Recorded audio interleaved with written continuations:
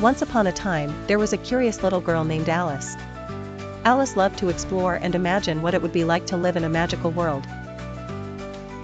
One sunny afternoon, she was sitting by the river with her sister, when something unusual caught her eye. Alice saw a white rabbit. But this wasn't just any rabbit.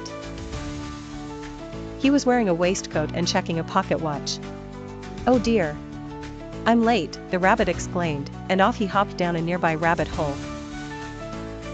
Alice, filled with curiosity, decided to follow.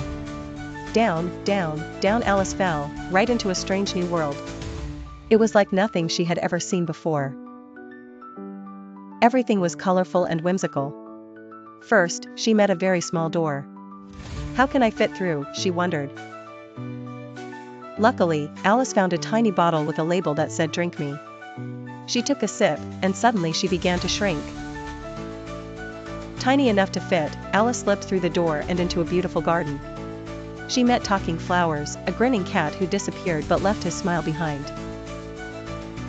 She met two silly twins named Tweedledee and Tweedledum. They made her laugh. Then, Alice attended a tea party. It was quite odd because the Mad Hatter and the March Hare always celebrated on birthdays, the days that weren't their birthdays. They sang funny songs and sipped their tea. But soon, Alice wandered into the court of the Queen of Hearts.